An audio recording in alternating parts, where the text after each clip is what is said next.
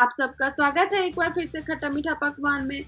आज मैं आपके लिए जो रेसिपी लेके आई हूँ वो दिल्ली की बहुत ही मशहूर राम लड्डू की है। राम लड्डू नमकीन होते हैं और हरी धनिया चटनी और मूली के लच्छे के साथ इसे खाया जाता है। दिल्ली में राम लड्डू के ठेले आप लगभग हर बाजार में देख सकते हैं।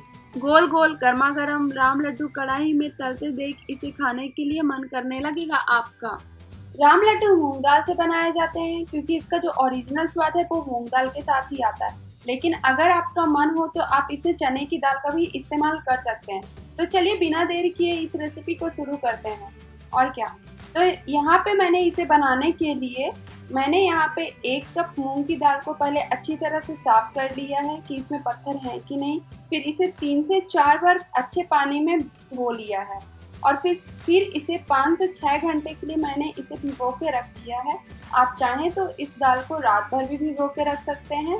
जब आपका दाल अच्छी तरह भीग जाए तो आप इसका जो एक्स्ट्रा पानी है वो एक छन्नी की सहायता से आप अलग कर दें, जैसे कि मैं यहाँ पे कर रही हूँ।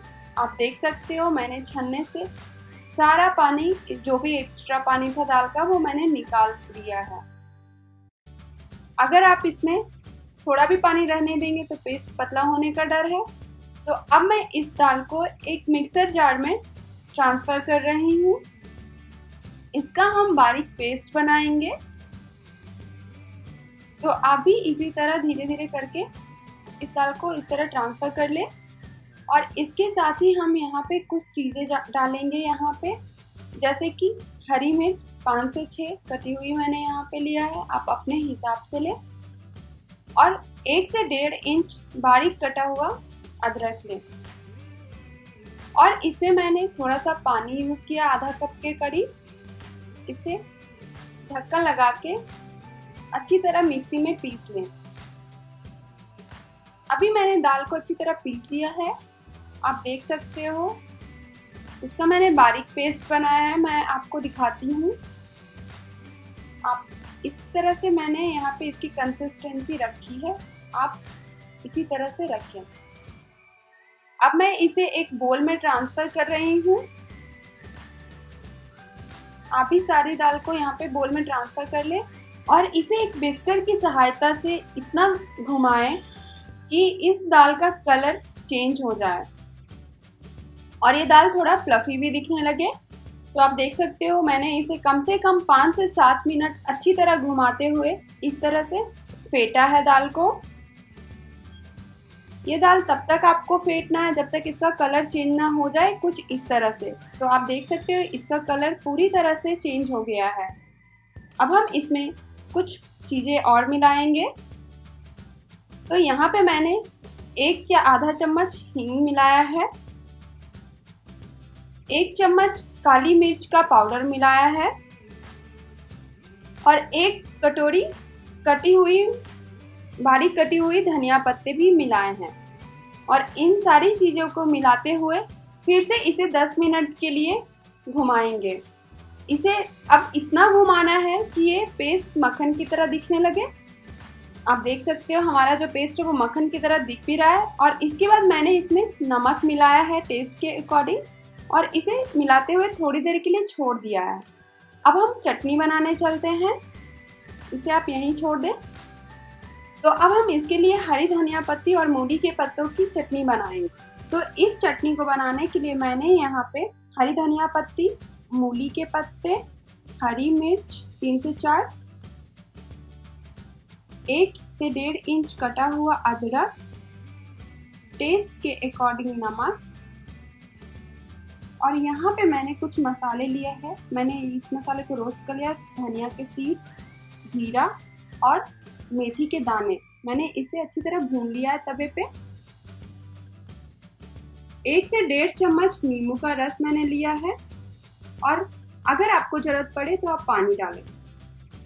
तो चलिए बनाते हैं। तो मैं इन सारी चीज़ों को एक मिक्सर के जार में ट्रांसफ़र कर रही हूँ।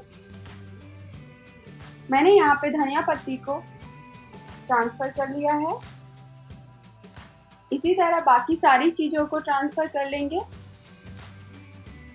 मूली के पत्ते को भी मैंने इसमें रख लिया है। अब मिर्च को भी मैं इसमें डाल रही हूँ। अदरक भी इसी तरह से आप काट के इसमें डाल लें। नींबू का रस मिला लें। ये जो मैंने यहाँ पे धनिया का बीज, जीरा और मेथी लिया है वो भी डाल दें और टेस्ट के अकॉर्डिंग नमक लें।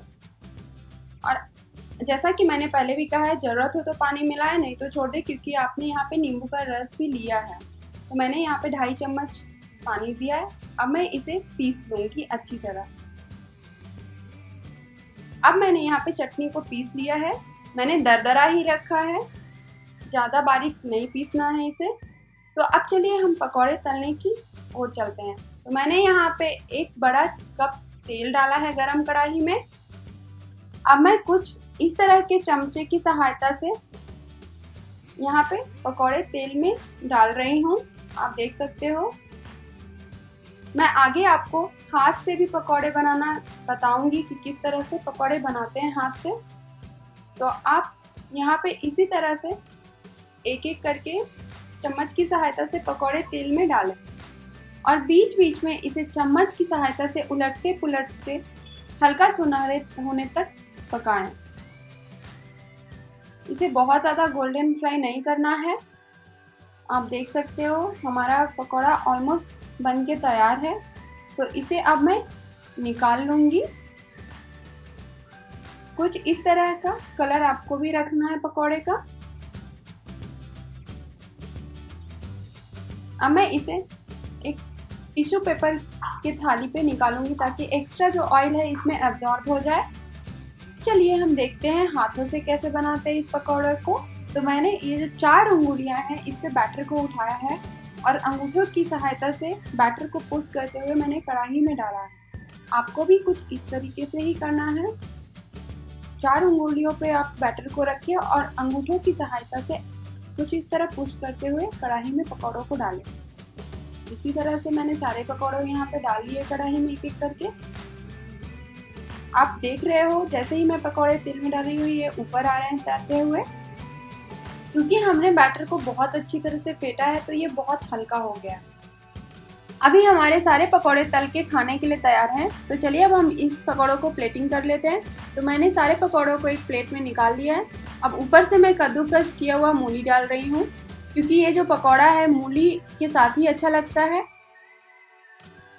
तो आप देख सकते हैं मैंने भर भर के मूली डाला है यहाँ पे। इसके साथ ही हमने यहाँ पे कटे हुए मूली के पत्ते भी यहाँ पे डालेंगे। इससे टेस्ट 2 गुना बढ़ जाता है। अब हम इस पे इमली की चटनी डालेंगे, जिससे ये पकौड़े का स्वाद और बढ़ेगा और खट्टा मीठा खाने में लगेगा। ये आप बाजार की इमली का चटनी भी यूज़ कर सकते हैं। मैंने यहाँ पे घर की बनी हुई चटनी डाल रही हूँ। इसकी रेसिपी मैं जल्द ही अपलोड करने वाली हूँ। और यहाँ पे जो हमने हरी धनिया पत्ते और मूली के पत्ते की चटनी बनाई है ऊपर से ये डालेंगे। आप देख सकते हो मैंने कितना कितना भर भर के चटनी डाला है इस पकोड़े के ऊपर। और हमारा पकोड़ा कितना अच्छा दिख रहा है यहाँ पे। और अगर आप चाहें तो आप चाट मसाला एक चुटकी आप ऊपर से छिड़क दें। इससे पकोड़े का स्वाद 2 गुना बढ़ जाता है। आप देख सकते हो हमारा पकोड़ा बिल्कुल खाने के लिए तैयार है। और इसे कुछ इस तरह से हाथों से उठाते हुए खाएं। अगर आपको मेरा ये रेसिपी अच्छा लगा तो मेरे चैनल को सब्सक्राइब और लाइक करना ना भूलें और कमेंट करके मुझे बताएं कि आपको ये दिल्ली की मशहूर रेसिपी कैसी लगी। Thanks for watching.